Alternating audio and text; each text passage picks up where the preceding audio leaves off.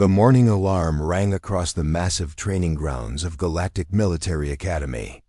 Alex Carter rolled out of his narrow bunk and winced as his feet hit the cold metal floor. Around him, alien cadets twice his size were already moving toward the showers. Their heavy footsteps made the floor shake under his feet. Alex looked at himself in the small mirror above his sink. He looked weak compared to the others. His brown hair was messy, and his green eyes looked tired. Next to the towering Vorthok, cadets with their crystal-like skin that could stop bullets, he looked like a child. The Zephyrians moved so fast they were just blurs of blue and silver. Even the plant-like Dendros had thick bark skin that could crush metal. He was supposed to be from Earth, a planet that had just joined the Galactic Alliance 6 months ago. Everyone thought humans were soft and weak. Alex had worked hard to make. Sure, they kept thinking that way. The shower room was filled with steam and the sound of alien languages. Alex kept his head down as he washed quickly. A massive shadow fell over him. He looked up to see Crick standing there. The Vorthok cadet was 8 feet tall with arms like tree trunks. His crystal skin glowed faintly orange when he was angry. "Move. Faster, soft skin," Crick said in his grinding voice. "You make us all wait." Alex nodded and stepped aside. "Sorry about that." Crick pushed past him, knocking Alex into the wall. The other cadets laughed. Alex rubbed his shoulder and finished washing. This was normal. This was expected.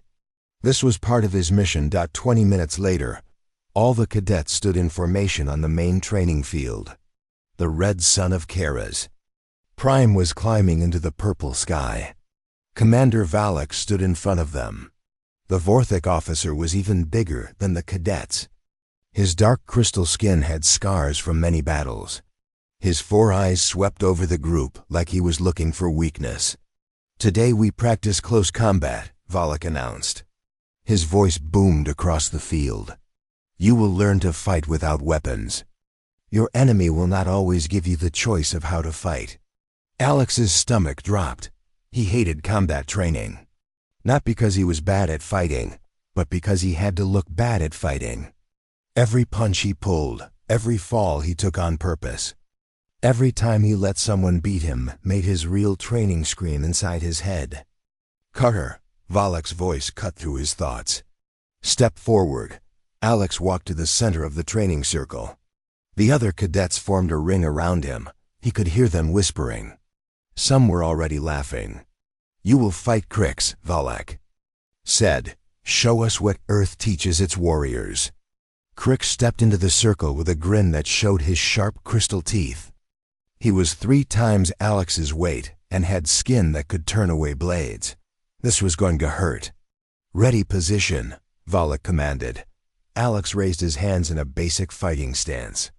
He made sure to keep his feet too close together and his guard too low. Crix bounced on his feet like a boxer. His crystal skin was already glowing brighter. "Begin." Crix moved fast for his size. His first punch came straight at Alex's face. Alex dodged, but not cleanly. The punch clipped his ear and sent him stumbling. The crowd cheered. Alex shook his head and circled left. Crix followed him with heavy steps. The Vorthok threw another punch, this one aimed at Alex's ribs. Alex tried to block but let the punch push through his guard. The impact lifted him off his feet and sent him rolling across the dirt. The pain was real. Alex tasted blood in his mouth as he got back up. His ribs ached where Crix had hit him. But he had taken much worse hits in his real training on Earth. This was nothing compared to fighting combat robots designed to kill. "Fight back, human," Valak called out. "Show some spirit." Alex threw a wild punch at Crix's chest. His fist bounced off the crystal skin like he had hit a wall. Pain shot through his knuckles. Crix laughed and grabbed Alex by the shirt. He lifted him up with one hand and threw him to the ground. Alex rolled and tried to get up. Crix was already moving. A crystal fist caught him in the stomach and doubled him over. Another punch to his back sent him face first into the dirt. The crowd was cheering louder now. Enough, Valak said finally. Carter, you fight like a child. Your people have much to learn.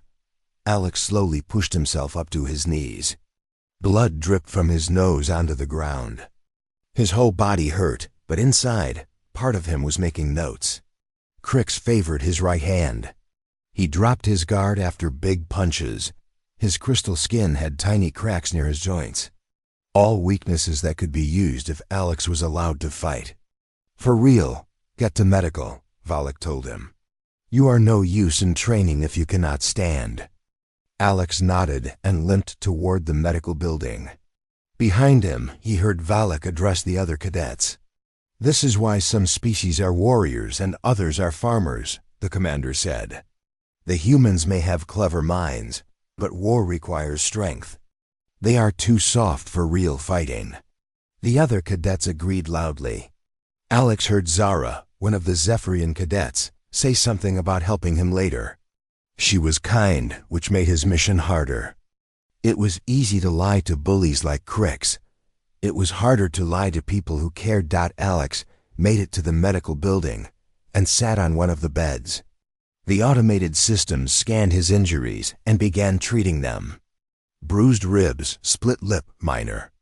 Cuts, nothing serious by human military standards. But he had to act like each injury was worse than it was. That night, Alex lay in his bunk and waited. When the lights went out and the other cadets were asleep, he pulled out a small device hidden in his pillow. It looked like a normal communicator, but it was much more than that. The device activated silently. A hologram appeared in the air above. It's so faint only Alex could see it. Colonel Hayes looked tired. Her gray hair was pulled back tight, and her blue eyes were serious. Report, she said quietly. Training continues as expected, Alex whispered. They still see us as weak. I'm gathering data on their combat techniques and facility layout. Good. Any problems with your cover? Alex touched his swollen lip. Nothing I can't handle. How long until the mission changes? Unknown. Keep doing what you're doing. Earth is counting on this intelligence. The hologram faded. Alex hid the device again and lay back down. Around him, alien cadets snored and shifted in their sleep. They had no idea that the weak human they mocked during the day was recording everything they did. They didn't know that similar humans were scattered across the galaxy, all watching and learning. Alex closed his eyes and let his body heal. Tomorrow would bring more training, more beatings, more acting weak. But someday, when the galaxy needed Earth's help, they would learn what humans were really capable of. Until then, he would keep playing the part of the fragile soldier. 3 weeks had passed since Alex's first beating from Crix. The bruises had healed, but the mockery had only gotten worse. Every morning brought new ways for the other cadets to remind him how weak humans were. During tactical simulations, Alex found himself always placed on the losing team. Commander Valak would look at the team rosters and shake his massive head. Team Blue has the humans again. Team Red wins by default, he would announce. The other cadets would laugh while Alex and Jake Morrison, the other supposed human cadet, stood quietly. Jake was Alex's only friend at the academy, though neither could admit they knew each other from before. Jake was shorter than Alex with black hair and dark eyes.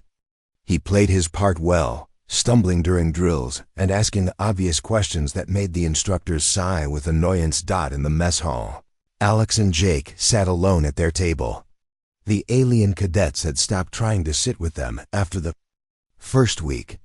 They said humans ate too slowly and talked about boring things. I heard we're doing survival training next week, Jake said quietly as he picked at his food. The meal was designed for multiple species, so it tasted like nothing to human tongues. Alex nodded. Dynas 7, the hostile moon. Think they'll try to get us killed out there? Alex glanced around the mess hall. Crix was telling a story to his friends about how easily he had beaten the human in combat. The Zephyrian cadets were eating at super speed, their blue skin shimmering as they moved. The plant-like dendros absorb their liquid nutrients through their bark-like skin. They don't need to try, Alex said. They think we'll die on our own.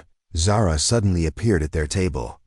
The Zephyrian moved so fast that most species couldn't even see her coming. Her silver eyes looked concerned as she sat down across from them. I wanted to warn you both, she said in her musical voice. The survival exercise is dangerous.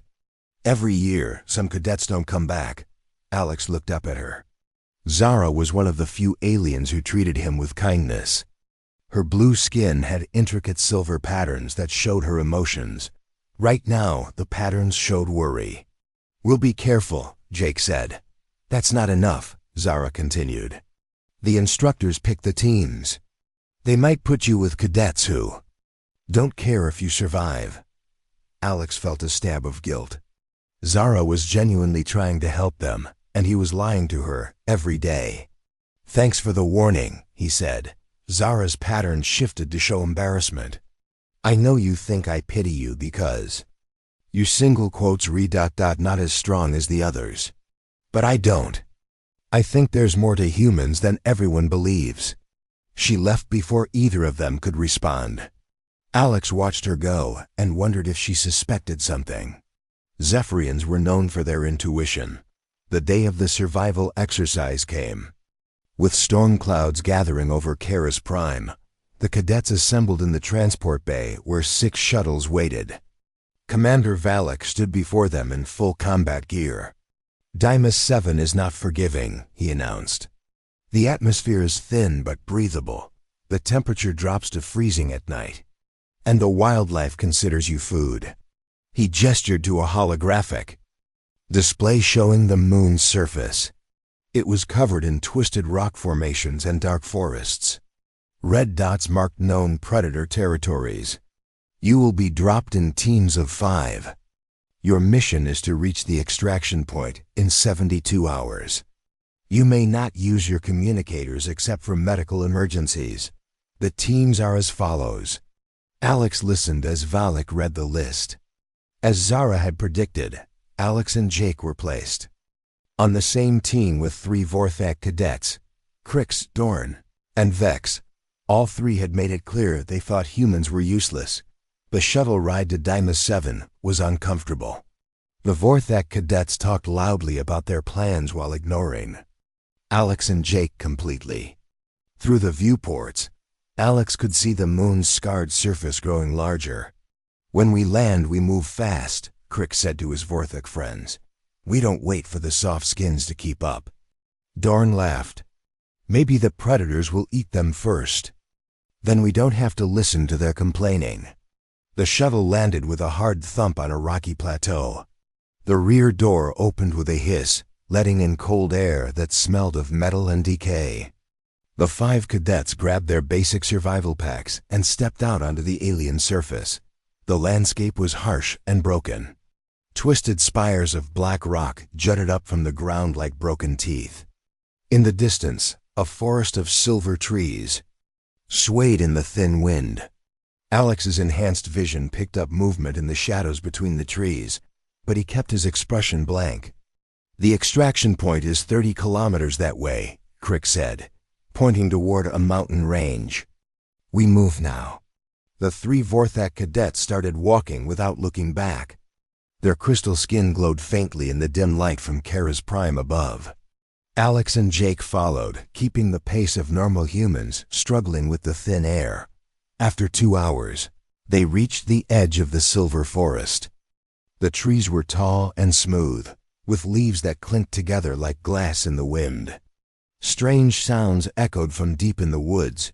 We go around, Dorn said. Forests mean predators. That will add 10 hours to our journey, Jake pointed. Out, Krix turned around with an angry expression. You have a better idea, soft skin? The direct path goes to the forest, Alex said carefully. If we move quietly and stick together, we should be fine. Vex laughed harshly, humans giving tactical advice. What's next? Teaching us how to fight. We go around, Krix decided. If you can't keep up, that's your problem. They started walking along the forest edge. The Vorthak cadets moved at a pace that was easy for them, but hard for supposed normal humans. Alex let himself breathe heavily and stumble occasionally. Jake wiped sweat from his forehead and complained about the thin air dot as the hours passed. The gap between the groups grew wider. The Vorthak cadets were 50 meters ahead and pulling further away. Alex could hear them, talking about leaving the humans behind completely. That's when the first howl echoed through the forest. It was a sound that made even the Vorthak stop walking. Long, drawn out and hungry. Other howls answered from different directions. Something was moving through the trees, keeping pace with them. Razor spine hunters, Vex said quietly. They hunt in packs. More howls filled the air. Alex counted. At least 8 different voices. His enhanced hearing picked up the sound of claws on stone and heavy breathing.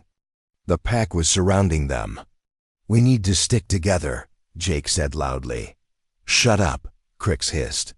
"Your voice will draw them," but it was too late. Dark shapes began moving between the silver trees. The razor spine hunters were the size of large wolves but built like bears. Their fur was black with silver stripes, and curved spines ran down their backs. Their eyes glowed yellow in the dim light. The first hunter stepped out of the forest 20 meters away. Its lips pulled back to show teeth like broken glass. More hunters appeared on both sides. The pack had them surrounded. "Stay calm," Alex said quietly. His mind was already calculating distances and threat levels. "Don't run. They'll chase anything that runs." "Since when do humans know about alien predators?" Dorn demanded, the lead. Hunter took another step forward. Its spines were standing straight up, which Alex knew meant it was about to attack. The other pack members were spreading out to cut off escape routes. Jake was backing toward a large rock, his face pale with fear that wasn't entirely fake. The 3 Vorthak cadets had formed a triangle with their backs together, but Alex could see they were scared too. Their crystal skin was glowing brighter, which would only attract more attention. The lead hunter crouched low and growled. Its muscles tensed as it prepared to leap. That's when Alex's careful disguise began to crack. His body shifted almost imperceptibly into a combat stance. His breathing became controlled and steady. His eyes tracked the movements of every hunter simultaneously, calculating attack patterns and weak points. For just a moment, the bumbling human cadet disappeared, and something much more dangerous took his place. The lead hunter launched itself through the air, claws extended and spines flaring. Alex moved. His response was faster than any normal human could manage. He sidestepped the attack and grabbed a sharp piece of rock in the same motion. As the hunter landed behind him, Alex spun and drove the improvised weapon into the creature's neck with surgical precision. The hunter dropped without a sound. 2 more hunters attacked from opposite sides. Alex ducked under the first one's claws and used its momentum to redirect it into the second attacker. Both creatures crashed into each other in a tangle of spines and fur. A 4th hunter leaped at Jake, who was still pressed against the rock with terror in his eyes. Alex threw his piece of rock with perfect accuracy. It struck the hunter in the head and sent it tumbling to the ground. Unconscious but alive, the remaining hunters suddenly lost their appetite for the fight. They had never encountered prey that fought back so effectively. One by one, they melted back into the forest, dragging their unconscious pack member with them. Alex stood in the sudden silence, breathing hard. The 3 Vorthak cadets stared at him with their mouths open. Jake was looking at him with barely hidden amazement. "How did you do that?" Vex whispered. Alex quickly returned to his normal posture. He let his hands shake slightly and made his breathing more ragged. "I don't know," he said. "Pure luck, I guess. Adrenaline makes you do crazy things." But Crix was studying him with suspicious eyes. "That wasn't luck. You moved like a trained fighter." The graduation ceremony was supposed to happen in 3 days. Alex watched the other cadets preparing their dress uniforms and practicing their marching formations. After beating the Krona scenario, Team 7 had become famous at the academy. Other cadets kept asking Thane how they had won, and he was happy to take all the credit. Alex didn't mind. The less attention he got, the better. But he noticed that Zara kept watching him during meals. Her silver eyes seemed to see right through his act. Jake had warned him that some Zephyrians could sense when people were lying. Alex hoped Zara's abilities weren't that strong. He was in the library, pretending to study basic tactics books, when the alarm started screaming. The sound was different from the usual drill alarms. This was the emergency signal that meant real danger. Red lights flashed throughout the library as automated voices began shouting warnings in multiple alien languages. All cadets report to emergency stations immediately. This is not a drill. Repeat, this is not a drill. Alex dropped his book and ran toward the main building along with dozens of other confused cadets. Nobody knew what was happening. Some thought it might be a surprise test, but the fear in the instructors' voices suggested otherwise. The main briefing hall was chaos when Alex arrived. Cadets were shouting questions while officers ran back and forth carrying data tablets and communicators. Commander Valak stood at the central display, his crystal skin glowing bright orange with stress. Quiet! Valak roared. The hall fell silent immediately. The main display activated, showing a view of space around Kara's prime. At first, Alex didn't see anything unusual. Then Jake grabbed his arm and pointed. Look at the edge of the screen, Jake whispered. Ships were appearing out of hyperspace. Dozens of them, then hundreds. But these weren't like any ships in the galactic database. They were black and angular, with surfaces that seemed to absorb light. Strange energy patterns crawled along their hulls like living things. Long-range sensors detected them 3 minutes ago, Valak announced. Unknown fleet composition. They are not responding to communication attempts. More ships kept appearing. Alex counted over 1,000 vessels of various sizes. The largest ones were bigger than anything the Galactic Alliance had ever built. Their design was completely alien, with no obvious weapons or engines visible. Sir, one of the instructors called out. They're moving toward the orbital defense platforms. The display zoomed in to show Kara's Prime's defensive stations. Each platform was armed with enough firepower to destroy a small fleet. Alex had studied their specifications during his intelligence-gathering mission. They should have been able to handle any conventional attack. The black ships approached the platforms without slowing down. Alex expected to see weapons fire, explosions, the usual chaos of space battle. Instead, something much worse happened. The defense platforms simply stopped working. Their lights went out one by one as the black ships passed near them. No weapons were fired. No explosions occurred. The platforms just died, as if something had drained all their power. What kind of weapon does that? Zara asked quietly. Alex felt a chill run down his spine. He had seen similar technology in Earth's classified files. Technology that belonged to something called the Devourers. Ancient machines that consumed entire worlds for raw materials. But the Devourers were supposed to be a myth, a story told to scare new recruits. All platforms are offline, an instructor reported. The enemy fleet is entering the atmosphere. Through the hall's large windows, Alex could see streaks of light in the purple sky. The black ships were landing all over Kara's Prime. Some were heading for the major cities, but many were coming straight toward the academy. Evacuation shuttles are being prepared, Valak announced. Instructors and senior cadets first, then younger cadets by class rank. Alex knew that meant he and Jake would be among the last to evacuate.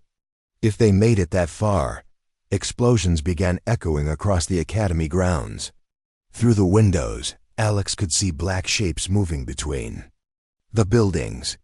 They looked like spiders made of metal and shadow, each one the size of a ground vehicle. Red energy beams lanced out from their bodies, cutting through walls and vehicles like they were made of paper. "The shuttles!" someone screamed. "They're destroying the shuttles!" Alex watched in horror as the evacuation ships exploded one by one on their landing pads. Escape was no longer an option. They were trapped. The instructor officers began organizing a defense, but Alex could see the panic in their movements. Nothing in their training had prepared them for an enemy like this. The Vorthik officers kept trying to form battle lines, but the spider machines moved too fast and hit too hard. "All cadets to the main hall for protection," Volok ordered.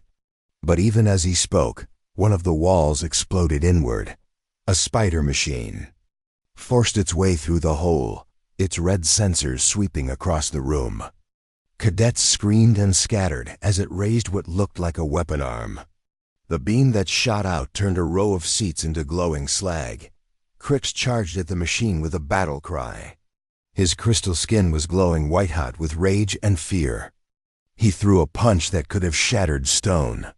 His fist bounced off the machine's hull without leaving a scratch. A red beam caught him in the chest and he fell, his crystal skin going dark. More machines poured through the breach.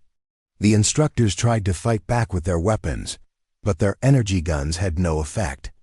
The machines seemed to absorb the shots and grow stronger. Alex found himself pressed against a wall with Jake and several other cadets. Zara was crouched nearby, her silver patterns flashing with terror. Lisa was crying quietly, all pretense of being a tough soldier gone. "We're going to die," Jake whispered. Alex watched the machines methodically destroying everything in the hall. They moved with purpose, like they were following a plan. These weren't random raiders or pirates. This was an organized invasion by something that had studied galactic military tactics and found ways to counter them. But Alex also noticed something else. The machines were analyzing their targets before attacking. When Crix had charged mindlessly, they had adapted instantly. When the instructors used standard energy weapons, the machines had developed countermeasures in seconds. These were the Devourers. Alex was sure of it now. Ancient artificial intelligences that learned from every encounter and used that knowledge to become unstoppable. Earth's secret files said they had destroyed entire civilizations in the past. A machine turned toward their group. Its red sensors focused on Alex specifically, as if it sensed something different about him. The weapon arm began to charge with deadly energy. Zara threw herself in front of Alex without thinking. "Get back!" she shouted. The beam meant for Alex caught her in the shoulder. She screamed and collapsed, her blue skin turning gray around the wound. The smell of burned flesh filled the air. Alex looked down at Zara's unconscious form. Around him, cadets he had come to know and respect were dying or fleeing in terror. Jake was pulling at his arm, trying to get him to run. The machine was charging. Another shot. In that moment, Alex faced a choice that would change everything. He could maintain his cover and probably die with everyone else.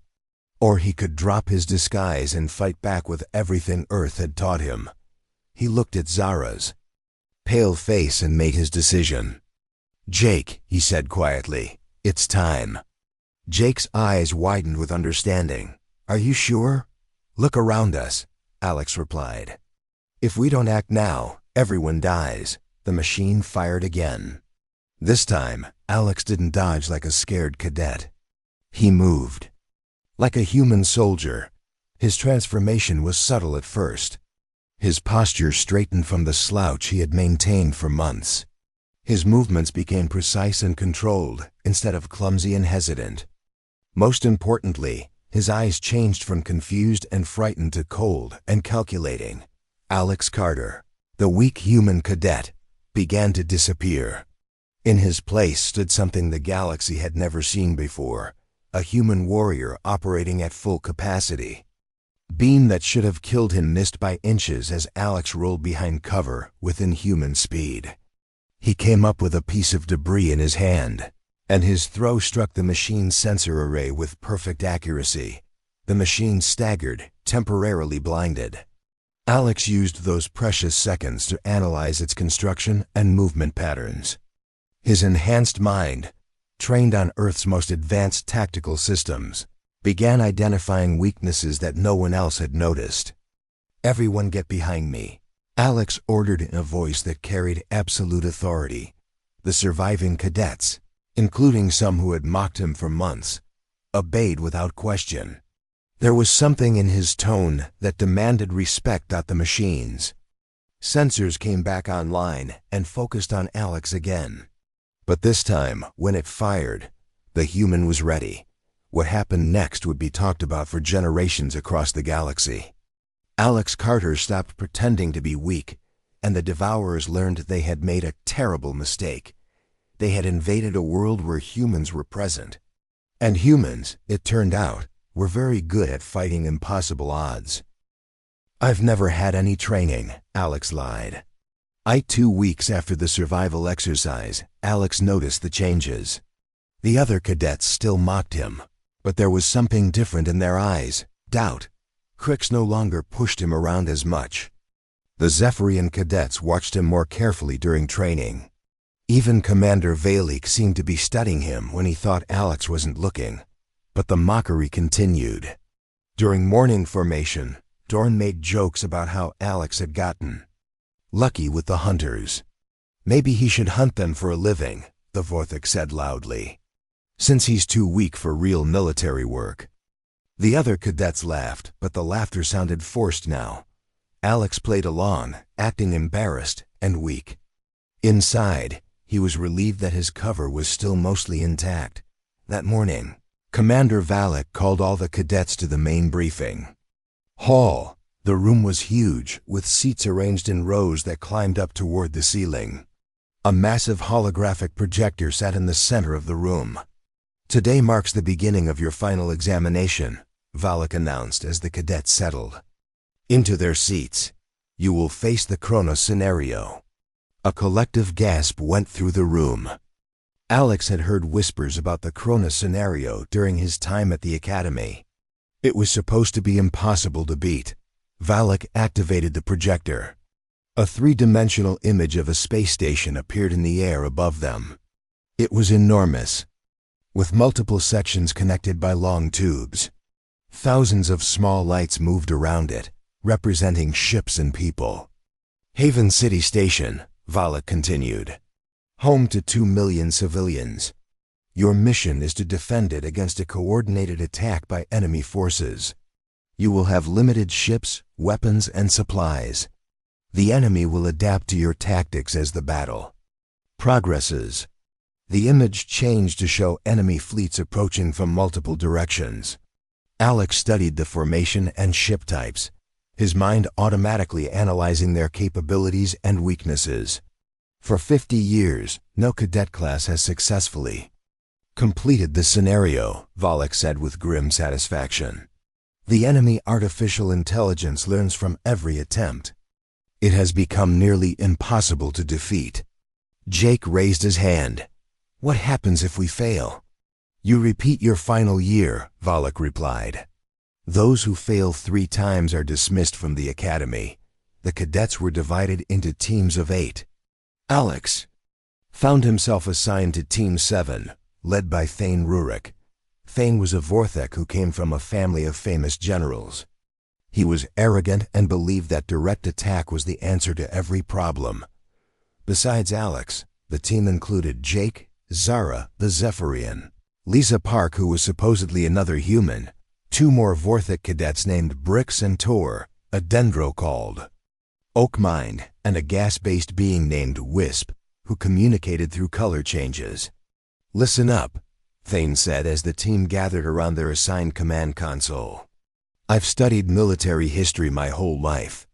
The key to winning battles is superior firepower and direct assault." Alex bit his tongue. Every human military academy taught that direct assault was usually the worst possible strategy. But he had to play his part. "What about the civilians?" Zara asked. "We can't just attack with them in the way." "Acceptable losses," Thane replied coldly. Saving the station is more important than saving every person on it. Lisa looked shocked. You can't be serious. I'm completely serious, Thane said. This is war, not a rescue mission. The first team to attempt the scenario was Team 1, led by a brilliant Zephyrian named Swift Current. Alex watched their battle on the main display screen along with all the other cadets. Team 1 used classic hit-and-run tactics. Their fast ships darted in and out of the enemy formation, trying to pick off targets one by one. For the first hour, it looked like they might succeed. Then the enemy AI adapted. It began predicting where the fast ships would appear and setting traps.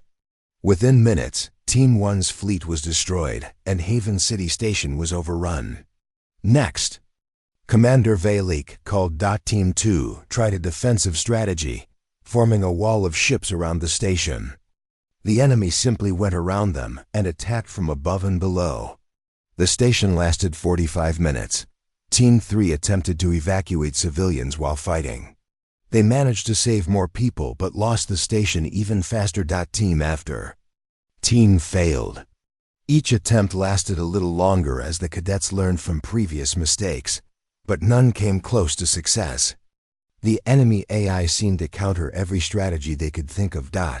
By the time Team 7's turn came, Alex had watched 6 failures, but he had also been studying the enemy patterns.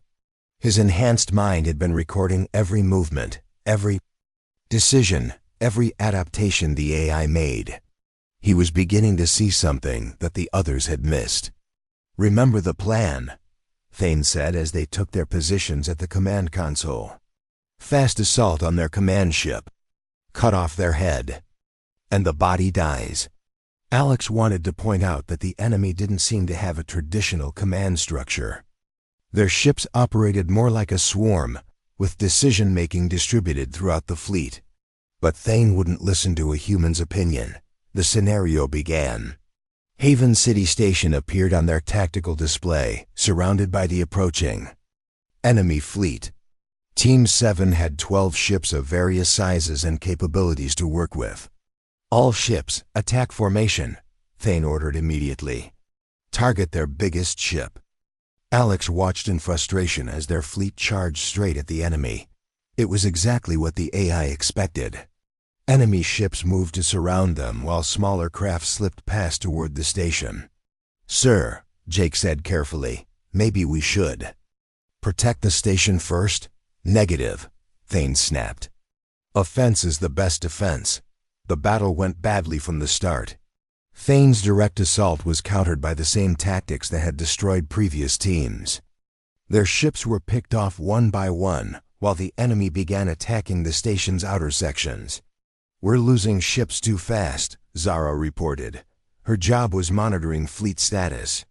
Then we attack faster, Thane replied stubbornly. Alex couldn't stay quiet anymore. He had noticed something important about the enemy's behavior. They always responded to aggressive moves with maximum force, but they seemed to hesitate when faced with apparently illogical actions. Sir, Alex said quietly, what if we tried something different? Like what? Thane demanded without taking his eyes off the display. The enemy AI adapts to logical military tactics, Alex explained. But what if we did something that doesn't make tactical sense? Something it can't predict because no real commander would do it? Lisa caught on immediately. You mean confuse it with irrational moves? Exactly. Make it think we're incompetent, then hit it when it's not expecting real strategy. Thane finally looked at Alex. That's the stupidest thing I've ever heard. You want us to act incompetent? Just temporarily, Alex said. To create an opening. Forget it, Thane said. We're sticking to real military doctrine. Alex sat back in frustration. He could see the solution, but Thane's arrogance was preventing them from trying it. Their fleet was down to 8 ships and the station's shields were failing. Then something unexpected happened. Zara spoke up. What if we tried the humans' idea? She said, we're losing anyway. Brix and Tor looked skeptical. But they were desperate. Even Oakmine's leaves rustled, and what Alex had learned was agreement. "Fine," Thane said angrily. "But when this fails, it's not my fault." Alex felt his heart race. This was his chance to show what human tactical thinking could really do, while still appearing to be just a lucky amateur. "Okay," Alex said, trying to sound uncertain. "What if we, split our fleet and send half of them away from the battle?" "That's insane," Thane said. "We need every ship." "But the AI will think we're panicking," Lisa added, understanding the plan. "It might follow our retreating ships and leave the station less protected. And then?" Thane asked. Alex pretended to think hard. "Well, maybe the retreating ships could circle back? Like, accidentally end up behind the enemy?" It was actually a complex tactical maneuver called a false retreat, followed by an envelopment. But Alex made it sound like a confused accident. Thane looked skeptical, but ordered 4 ships to retreat. The enemy AI immediately sent half its fleet after them, just as Alex had predicted. But instead of pressing the advantage, Alex suggested, "They do more seemingly random things. What if our remaining ships just flew around randomly? Like we don't know what we're doing?" "This is ridiculous," Thane muttered. But he gave the orders. The enemy AI was completely confused. It had been programmed to counter logical military strategies, but Team 7's ships were acting like panicked amateurs.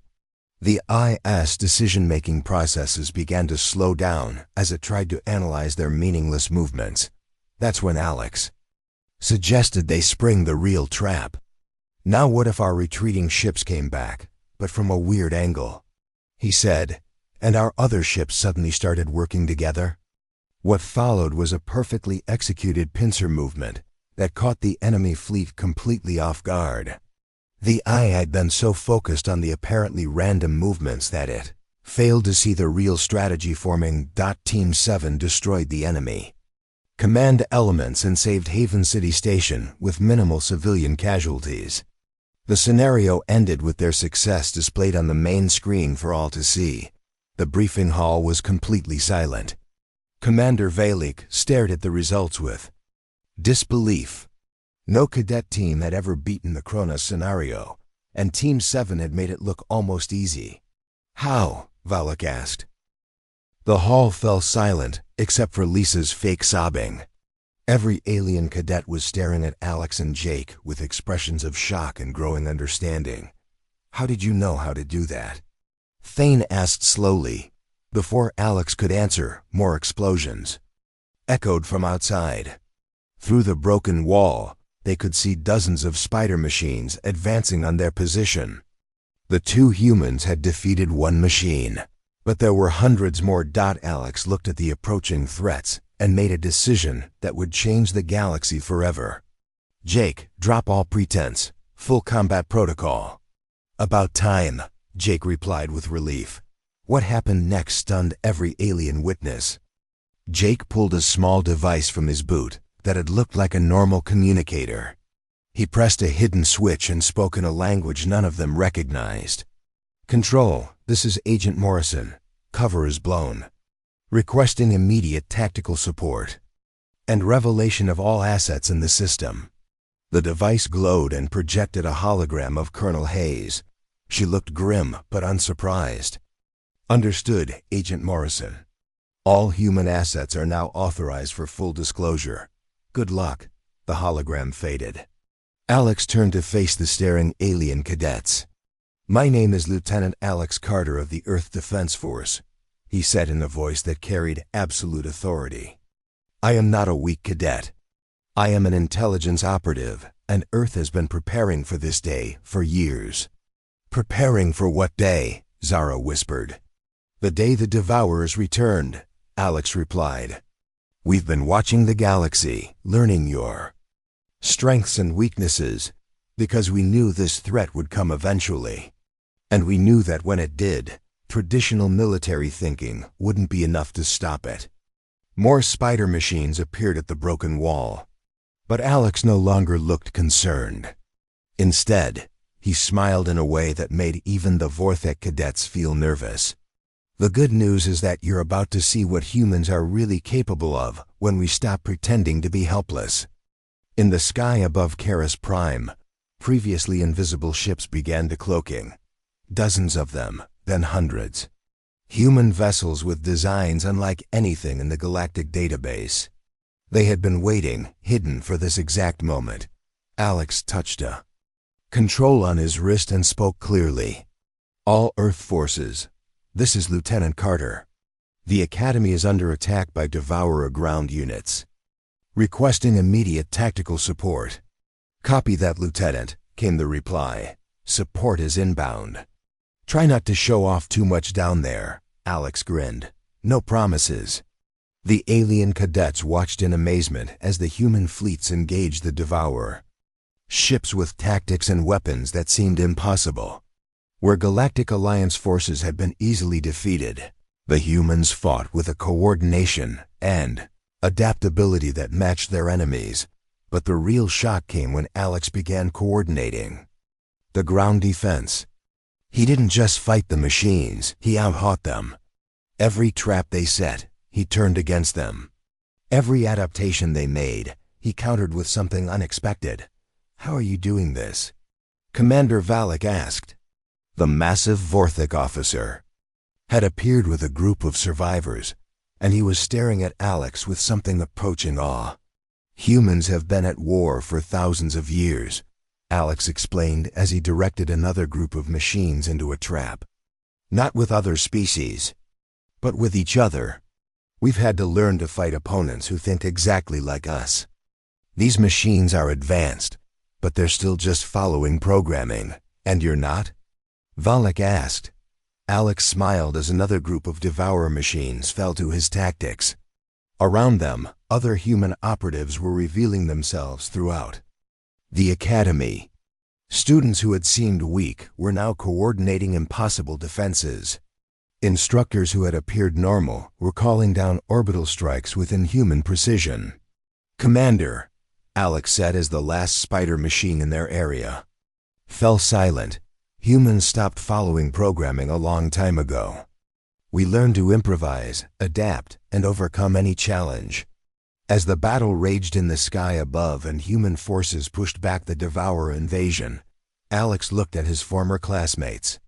The aliens who had mocked him for months were now looking at him with respect and not a little fear. "The galaxy is safe," he told them simply. "Earth has been protecting it all along. You just never knew we were there." In T,